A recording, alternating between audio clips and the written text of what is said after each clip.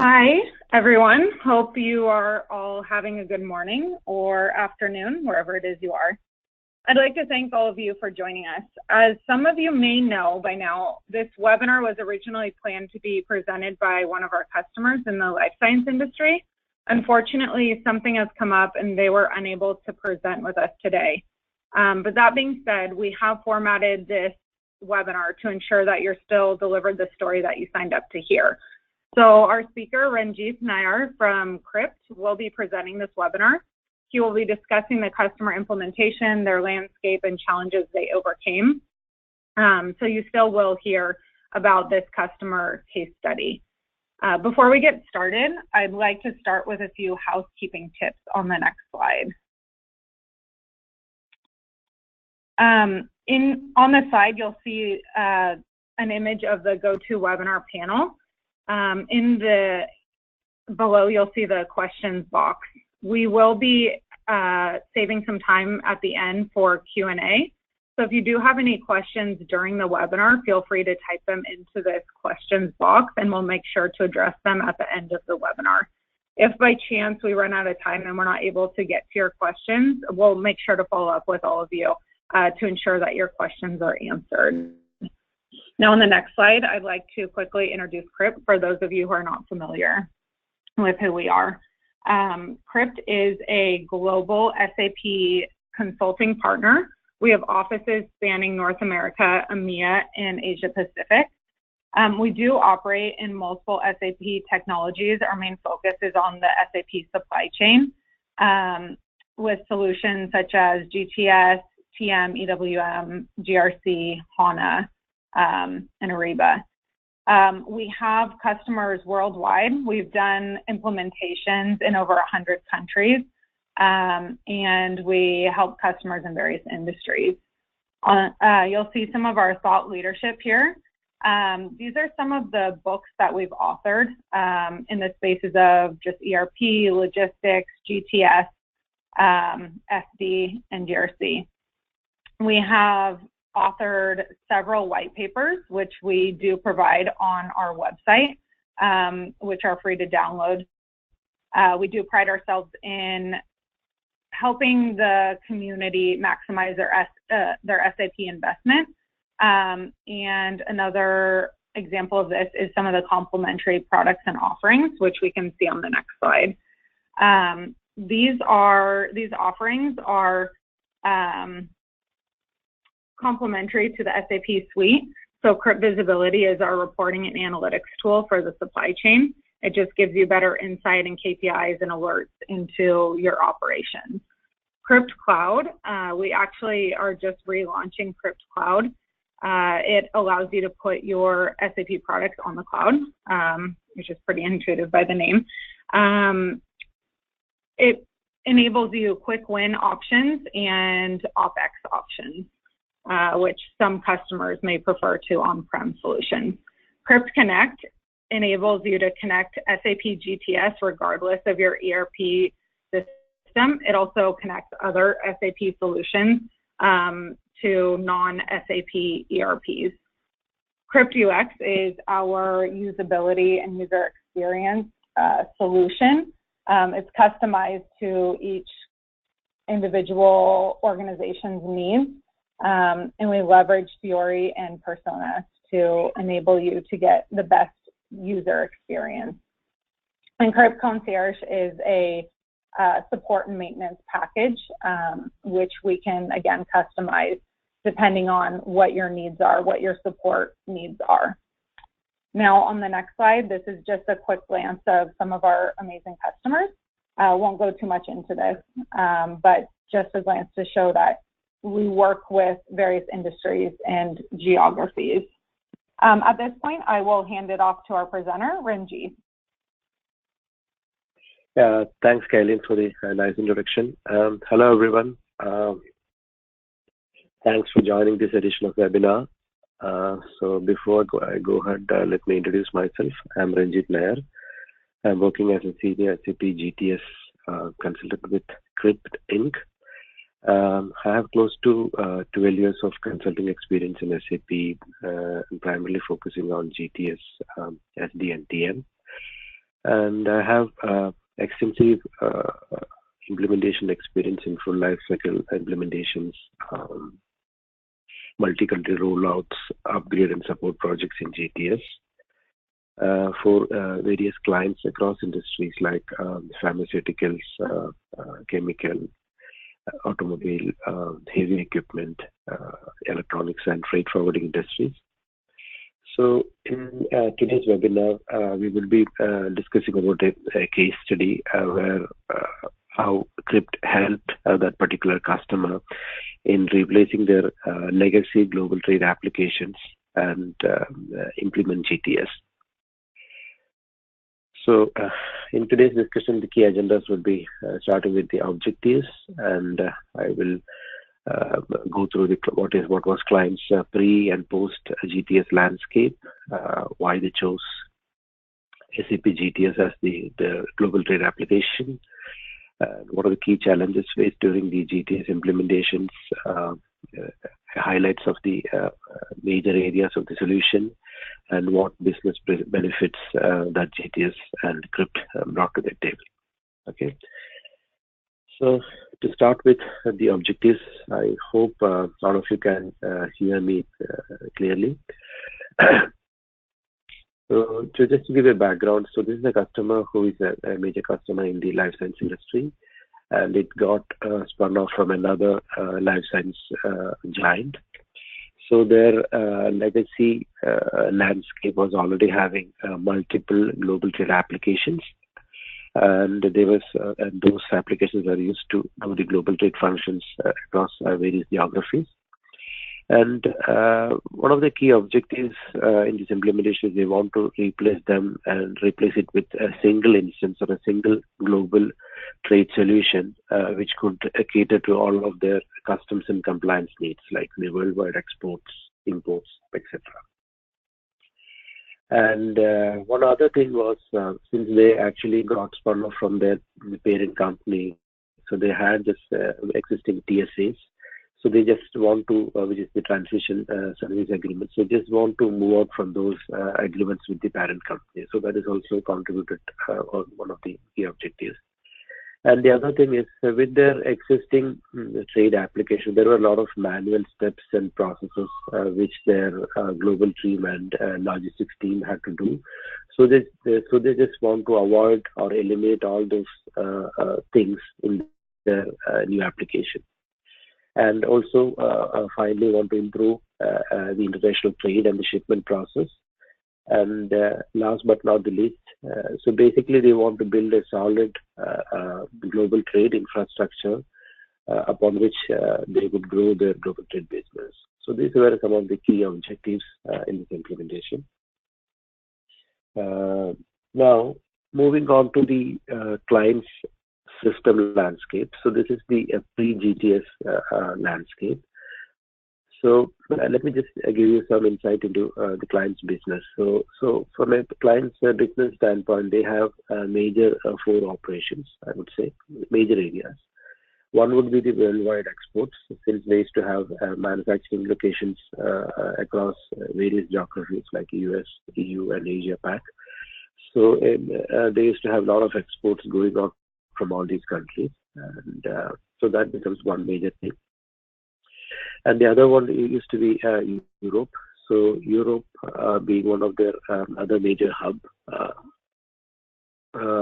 especially with UK and Netherlands. And the other one was Mexico. So Mexico being a biggest manufacturing hub and with close proximity to US, Mexico used to do a lot of export and import for this client. And the other major one was the US imports, because all of the exports from their sister concerns, the other subsidiaries, used to flow in the US, where it actually turns out into a different finished product. So US used to have been a lot of, from an import standpoint, used to be a bigger location. Now, from a legacy standpoint, since this particular client, owing to the various mergers and acquisitions, their legacy landscape from an ERP standpoint was very different. It was having SAP, JD Edwards, they have Oracle. So these were multiple ERP systems in their landscape. And these, so let's just take the example of the first one, which was the worldwide export. So these were different ERP systems which was feeding data. So from a worldwide export perspective, all this data, transactional data, was fed to a system called Vastera. And what Vastera used to do is it prepares the required trade documentation and then forward it to the respective freight forwarders across the globe. So depending on the different geography, it basically forwards it to the respective customs authorities for the customs clearance. So that is on a high level how their worldwide export was managed. Now, moving on to the import side. So import, as I mentioned, there are major locations in Europe being UK and Netherlands. And so what used to happen is UK and Netherlands receive a lot of intercompany shipments. So this used to be a lot of intercompany shipments and also consist of lot of imports from third-party vendors. So from a transactional perspective, as you could see in this slide, the initial data goes to Vastera, and Vastera then sends this information to a different trade application for Europe, which is called MIC. And MIC used to do the last mile filing with the customs authorities. So that was the model what they used to follow in Europe. And the other one being the Mexican imports and exports. So from a Mexican import and export standpoint, I would say they used an application called Millennium. But for most part of their import and export, it was purely manual process.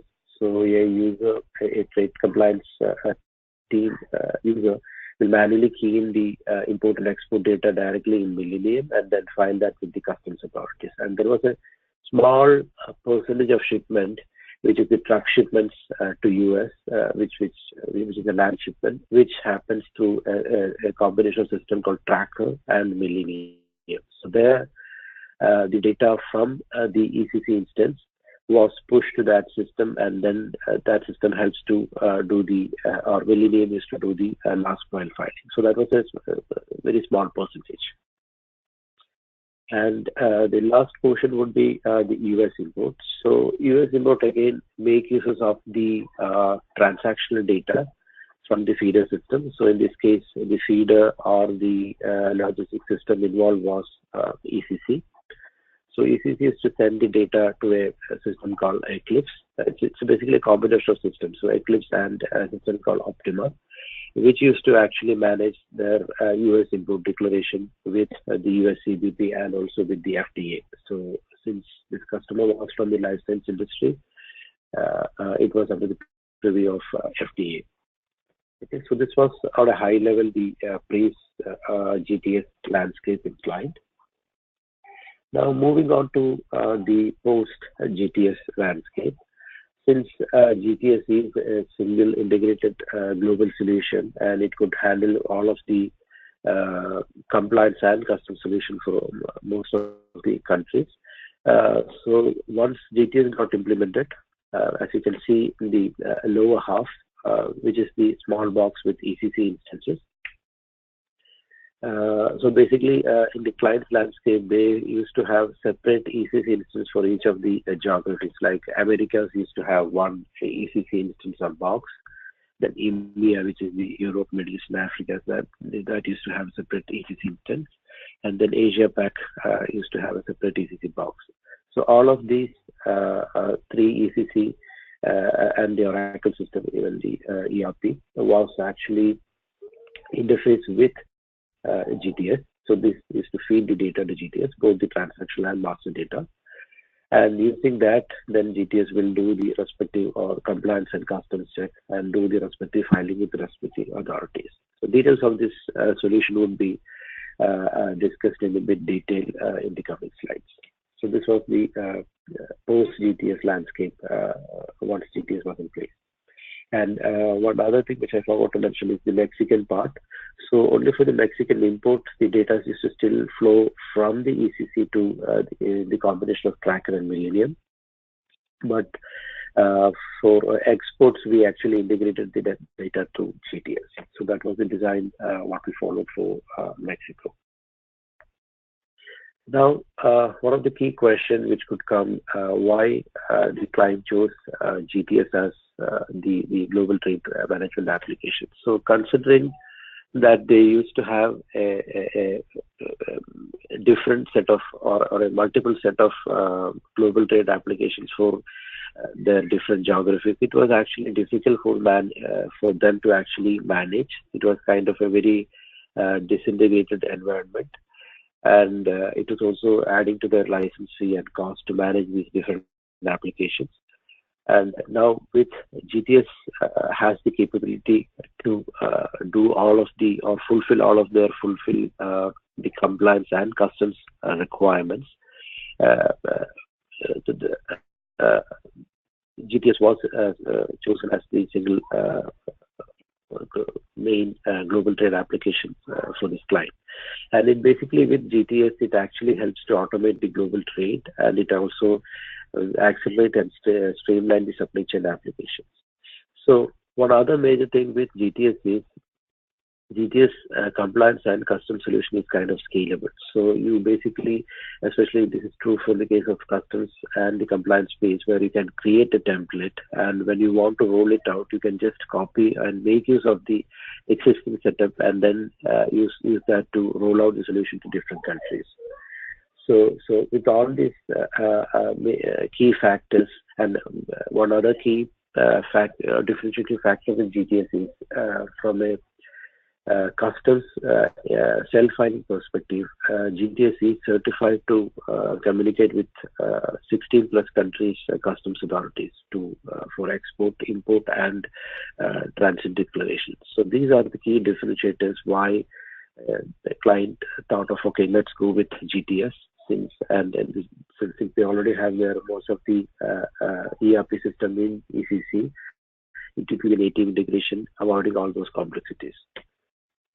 Okay, so now moving on, let's discuss a bit about what are the key drivers from a complexity perspective. So while we were doing the GTS implementation, there were a couple of key things which we found as the key complexity. So two major things which stand out specifically for this client.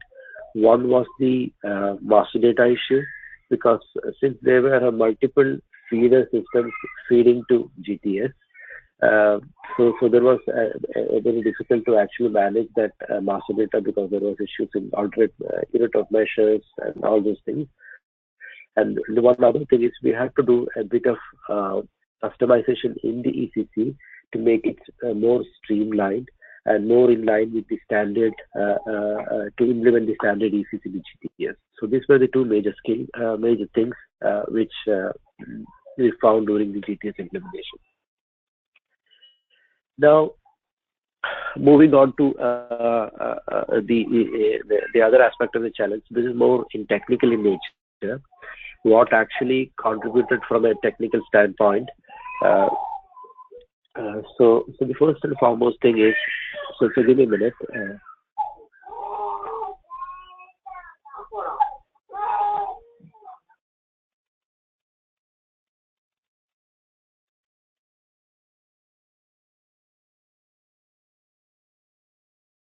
Sorry, everyone. 1 second, please.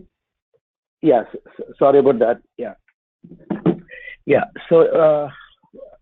So regarding the challenges, so this particular topic is more in technical in nature. The first thing was the master data.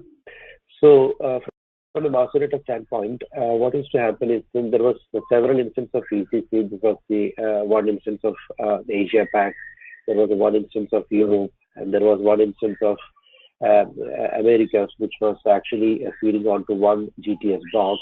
And especially with the product master data, there was issues in the unit of measure, there was issues in the weight.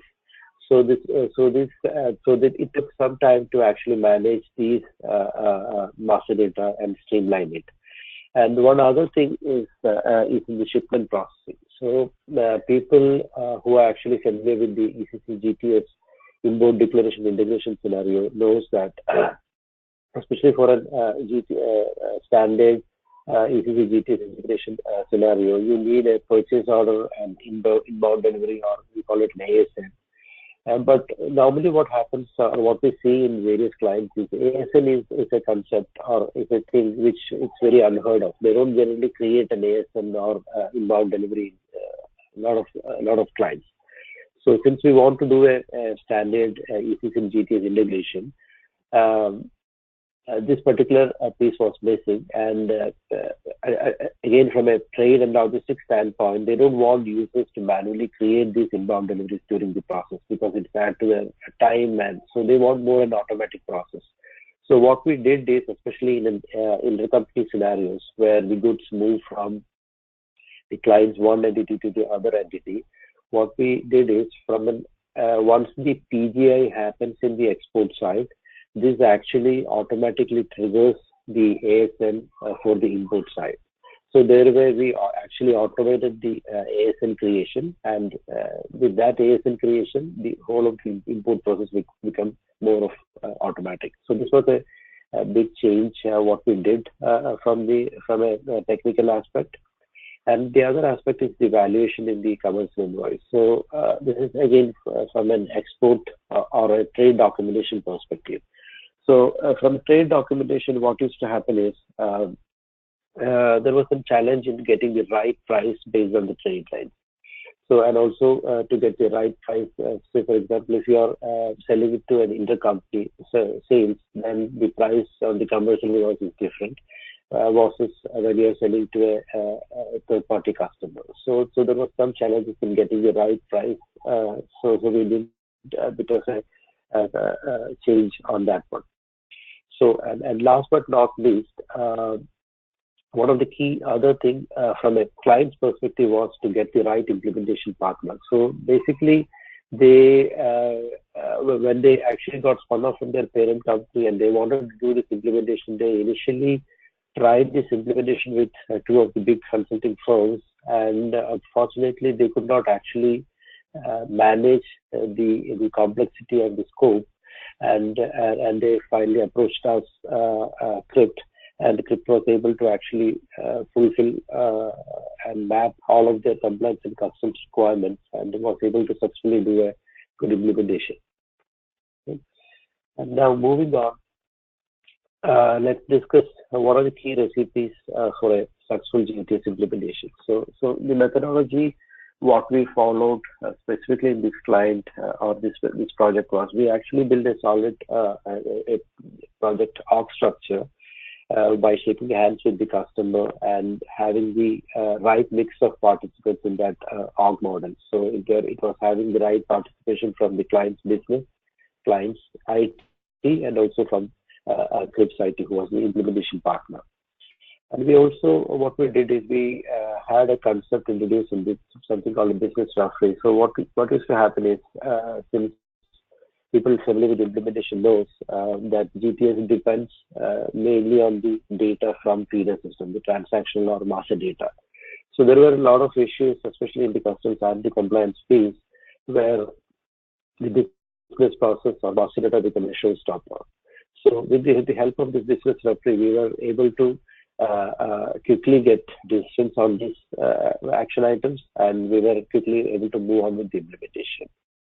And one other key differentiating factor, what we did is we actually did two separate blueprints. One is for the GTS and one is also for the ECC. Because ECC is not, because ECC was already implemented, but it has to be streamlined more in line with the ECC GTS integration. So we had to do that, so which actually contributed to the success for this particular project. And last but not the least is the training and the change management involved in such kind of an implementation, or I will even call it a kind of a transformation project. So with all these key recipes, we were able to successfully implement GTS for this client. Now, Just want to touch upon the key solution highlights. So this is more on a global template level. So what we did is we streamlined the business processes. We were able to streamline the compliance rules and able to fulfill the most of the compliance requirements. And one other thing what we did is from a legacy standpoint, especially this is true for the commercial documentation, they used to have 42 separate forms, different forms for commercial invoice for various or commercial documentation for across the globe.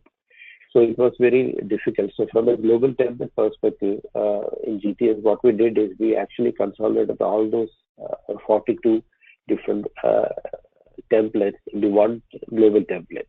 So that was one of the key differentiation factor in this particular project. And one other thing what we did is from a custom solution perspective is we created for those countries where we are not doing a self-filing, we created a base export and import template so that if the need is to communicate or send a forms to the broker or a freight forwarder, then this could be easily done. So we basically created a global template for that, so that in case if the client want to roll out the solution to another geography, it was much easier to implement. So this was one of the key highlights from a global template perspective. Now moving on to more details in the solution. So this is more from a technical aspect. So from a scope perspective, the key requirements from customer was on a high level is one thing is the product. So on a high level, it is customs and compliance, which was in scope. And within the compliance and customs, one major aspect was the product classification. So since the client comes from a life science industry, they were under the purview of a lot of these FDA, FCC, and EPS, so the environment protection and all these other bodies. So they used to have a lot of regulatory data which they need to maintain and also transmit this data to various authorities. So classification plays a pretty important role. And plus, since we have to communicate to various customs authorities, HTS for almost and ECC and for almost 15 plus countries need to be actually stored and transmitted for this particular client. And the other part was the compliance piece, which is more with the standard, which is the SPL and embargo and the license and legal control. So there was a license and legal control was implemented for US, like EAR, so a couple of legal regulations in Europe and also for Asia Pac. And the other thing was the commercial documentation, which we already touched upon. So this was the as part of the export declaration, the commercial invoice, packing list, certificate of origin, etc. And one other thing was the self-filing, what we implemented for US AES export.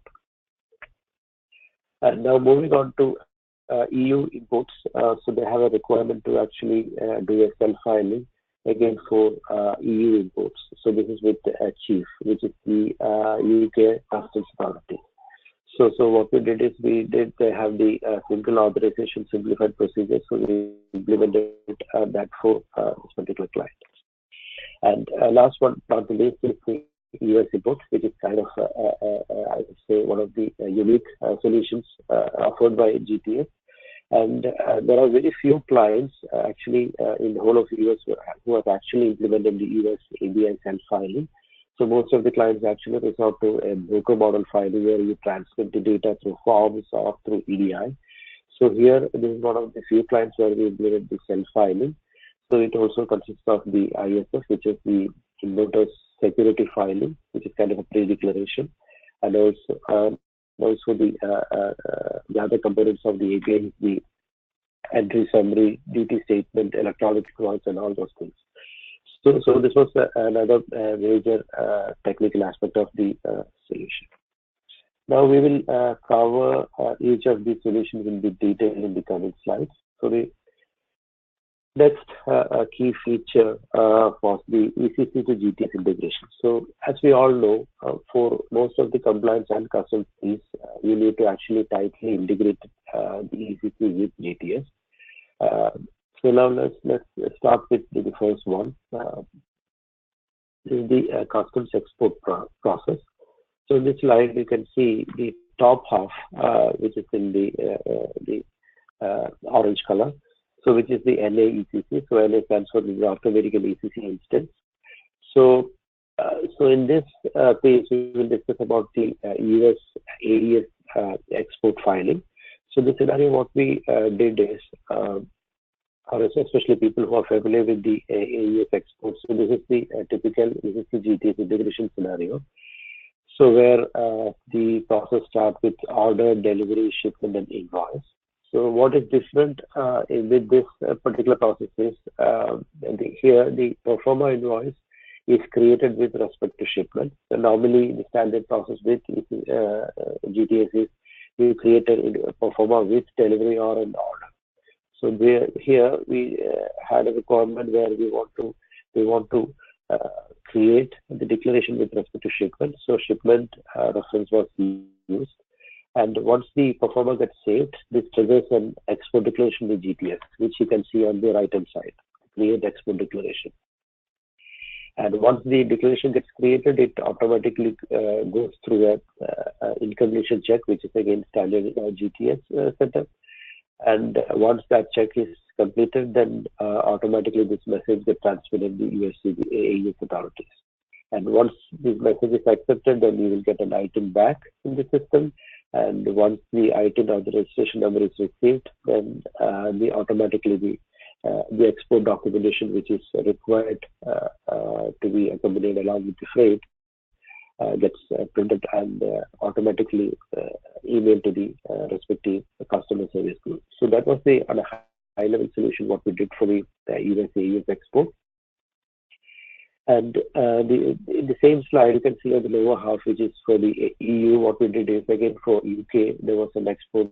So this was not a self-filing for UK. So this was more of the requirement was more to have a commercial invoice being sent to a customer service group. So the process again starts in the ECC. You can see those in the yellow box on the left-hand side. It starts with the order, delivery, and pro forma. And the pro forma here in this case is created with respect to the delivery. And once the pro forma is saved, this actually creates a declaration. And that declaration will generate the invoice, commercial invoice, and it will be sent to the customer service group. So moving on is the customs import process for EU. So let me just, before going to the technical aspect of the customs import process, so let me just give a brief background regarding the business. So for the client, their major locations being UK and Netherlands, they were actually they were an authorized importer.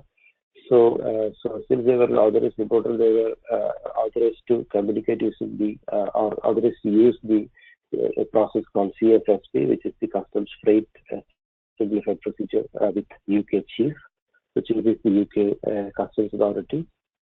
So what is to happen in this particular process is it has a process called first you do a frontier declaration, which you can see on the right hand side. So once the frontier declaration is done and it is accepted and from the customs, then and also once the physical goods reaches the port or the frontier, then you can do a declaration called a simplified declaration. Supplementary declaration. And once the supplementary declaration is accepted by the customs send back you a response message, and this response message contains the amount of duty and taxes which the client owes to customs. And so on a high level, the frontier declaration and the supplementary declaration combination is what is being generally used to file the declaration for a particular month. And at the end of one particular month or in the following month, the client needs to actually file something called a final supplementary declaration. So from a business standpoint, this generally is to happen in the 4th or 6th working day of the following month. So they used to create that declaration. So from a technical aspect or from a GTS standpoint, GTS supports all this process like the frontier declaration and the import declaration and also the final supplement declaration. So all this is part of the standard offering from GTS. Now let's just quickly go through the technical flow from a ECC to GTS standpoint. So the process starts with the procurement process starts with the purchase order and the shipping notification. So which is in this case was a manual creation of ASN. So this basically triggers. So basically what happens is this once you create a ASN and you put an available in the foreign trade header tab. So this actually triggers from the GTS standard perspective the transit declaration. So and this transit declaration is nothing but the frontier declaration, and using that frontier declaration we used to print out or take a carrier instruction because that was the requirement from the client in this specific case, and this was actually emailed to the freight forwarder. And at the later point, once they receive the goods physically, and then they used to that triggers an entry in the GTS worklist, which is the import declaration worklist, and then we create the customs import declaration, and which is being sent to UK chief. And now moving on, and one last thing which I forgot to mention is once this declaration is created, then the customs will communicate back with the response message, and finally, then what happens is they can print a SAD document, which is a civil administrative document for the records. So this is the high-level technical solution what we did for EU. Now moving on, the last important information is the US import self-filing process. So again, from a GTS standpoint, the US import self-filing and UK is different because the UK, the import self-filing happens after goods receipt. For US imports, it happens before goods receipt. So from an ECC standpoint, you can see here, it starts with PO, then it's followed by an ASN or inbound delivery. And most cases, this ASN was automatically created, as I have mentioned in the earlier slide. So this was automatically created based on the PGI in the export side. So this data is then pushed to the worklist in GTS, where it actually was set up to perform different filings. So from an AVA standpoint, we have set up the ISF because the client was has a lot of ocean shipments which is coming to US. So whenever you have an ocean shipments coming to US, then you need to do an ISF, which is an importer security filing. So this was set up to perform that filing. And then again, this client was also, so we used to perform something called a local filing and RLF. RLF is the remote location filing. So again, from a business standpoint, you need to have a valid permit to actually do a remote location filing. So basically what you're doing is you are remotely filing it with one of the ports. So basically you need to have an authorization to do that. So system was actually the standard. GTS supports all this setup. So it's a matter of configuration to set up the system and for performing this particular filing. So now moving on to the details. So the typical US imports local filing, what used to happen is you initially send something called a 3461. So this is more of a business term. So you send a cargo release message where you will get a response back from a customs with a release message. And once you receive that message, then you will send something called a 7501, which is the entry summary message. And once the entry summary is accepted, then you will get an accepted or a release message from the customs. So that is typical life cycle of a local filing. Now, moving on to a remote location filing. So this also can happen in two ways. One, you initially start with a release message followed by an entry summary. So in this case, you need a special permit where you can start with an entry summary message. So here, what happened is we start with an entry summary message, and in some cases, customs could ask for information to provide the invoice information. So there was a separate message set up for transmitting the invoice information, which is called the automated invoice. And for that particular message, will again get a response back from customer saying, okay, the invoice is accepted, and you will get a final release response. So these were the two kind of flavors or two different filings for the US ABI. Now, moving on to the other part is the commercial documentation. So as we discussed briefly in the earlier slide, so one major aspect of the global template was to reduce their 42 different templates for the 42 templates for the different countries into one simple template. So what we did is we created a form, one standard global template form for the various commercial documentation. So that was one of the key achievements. And the one other aspect of the solution was considering if it's a one shipment and there are 4 different forms, then client is to get 4 different mails in their inbox. So basically the requirement was that instead of 4 different mails coming to their customer service mailbox, they want one consolidated package.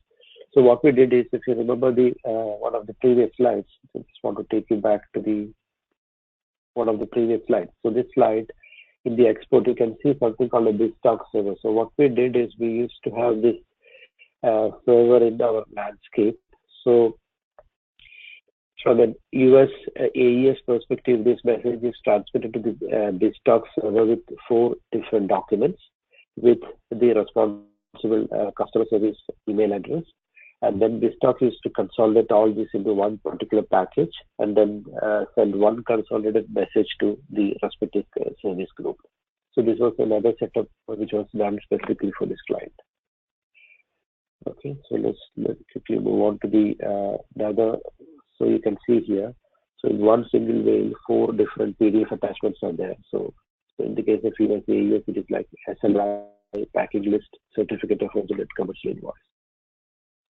Now, the other key feature from a solution perspective is a compliance screening in export shipments. So we all know when we say compliance screening, it is the SPL embargo and the license check which needs to perform in the export shipments. So what we did is we made use of the standard configuration and setup which is part of GTS, and also did some specific enhancements for the client to support their specific requirements. And they also want this particular functionality to be basically extended to even manual shipments. So manual shipments means those scenarios where they manually create a custom declaration. So they want even that functionality to function for those specific scenarios. So this was also one of the other major things which was done for this client.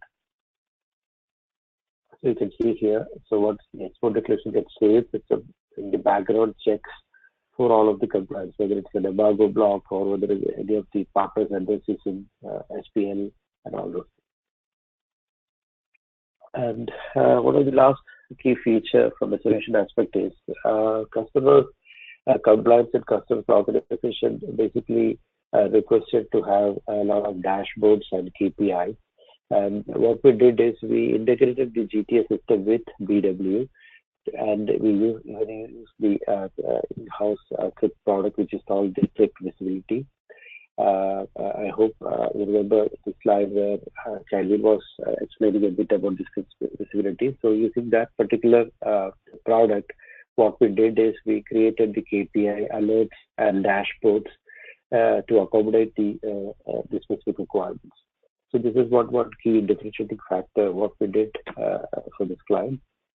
And finally, the last one is what are the big benefits. So these big benefits are, I would say, the first piece is in the ECC landscape. So the ECC business processes are more streamlined, and there were a lot of custom transactions that they were using because those at that point in time, the ECC was sending data to the different trade management applications. So those the custom transactions were all removed, and we brought ECC more in line with the standard best practices, and a lot of user notifications, because there were some specific product range which they were having, and they wanted some notifications to be done, whole statuses notifications to be done in ECC.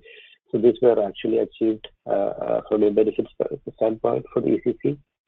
And from a global trade or GTS standpoint, the single the best part was we were able to implement GTS, which was a single source of truth or single source for all of the global trade management solutions, catering to both the compliance and customs requirements. And we're able to create a global template for the documentation, which was again a big headache for the customer. And we were able to do direct or self-filing for multiple geographies, which they were not doing earlier. And globally, from a global perspective, the key benefits was we were able to develop templates both in export and import. So this solution was more of a scalable in nature, where they could take this solution and kind of roll it out to different geographies. So these were one of those key benefits of what client got out from this implementation. Okay, so I hope I was able to cover all of the key aspects in this implementation, starting from the objectives to the solution and the benefits. So Khalid, I will hand it over to you. Thank you, Ranjit. Yes, at this point, we will open it up to questions. As I mentioned at the beginning of the webinar, feel free to type your questions into the questions panel. We will go through questions as they come in, and if anyone does have questions following the webinar, our contact information is listed here on the screen. Feel free to reach out to either of us. I know we jammed a lot of content into this presentation, and Ranjit, thanks for kind of putting it into an hour, condensing it into under an hour. We will send a copy of the recording to everyone, as well as the slides. I apologize if anyone had any technical difficulties joining. I'll have to look into it from the webinar hosting solution to see if it was on that end. So let me just jump into questions that have come in. Ranjit, the first question here is, how long did it take to implement SAP GTS for this client? Yeah, so that's a very good question, first of all. So for this client, the timeline was one of the key factors. So it was a very aggressive timing for this client. So we were able to manage this implementation within 6 to 7 months. But considering the complexity in scope, we had to deploy multiple consultants, specifically for the self-filing piece. So we were able to do that within this short stringent timeline. So 6 to 8 months would be, Okay, thank you. Yeah. Another question is, does the client use an invoice in addition to the ASN and inbound delivery to create an import customs declaration? Okay, so that was a very good question, which actually I did not mention in the presentation. So basically what happened is the invoice integration solution for import declaration is actually from a SAP GTS standard solution perspective. This was only offered in 11.0, which is the newest version of GTS. And for this client, this implementation was done earlier with a much earlier version, where this particular solution was not in place. So to answer the question, for the specific client implementation, we used only the PO, which is the purchase order, and the ASN integration, not the invoice. Thanks, Ranjit. And I guess it's important to point out that we have done GTS 11.0 implementations and could help customers who are interested in doing that and using the 11.0 functionality. Yeah, absolutely. So just want to add that good that Kelly be reminded that. So we are actually doing a couple of implementations where we are using this new functionality of using the export invoice and using that invoice integration. So you don't need actually ASN as such. So with PO and invoice, you could actually create an import declaration. So this solution is available, and actually we are doing that right now. Perfect. Yeah. I think we actually did a webinar on invoice integration recently. If anyone's interested, it is on our YouTube page, and I think it's on our on-demand webinars on our website. Yeah, so the next question is, how is the FDA regulatory information managed and transmitted in the US ABI import filing? Okay. Specifically for this client, it was not only the FDA, I mean, so to speak. So it was the FDA, FCC, and the EPA. So all of the regulatory, from a storage or managing perspective, it was all part of this standard SAP GTS product master. So it was all stored in the product master. So there is this product master product document. So using standard functionality, we manage that and we store that information.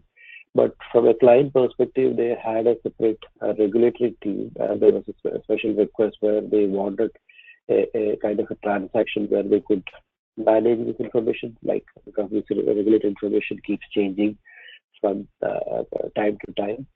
Because of the regulatory changes. So they want a separate system. So from a managing perspective, they requested for a special transaction, which we gave.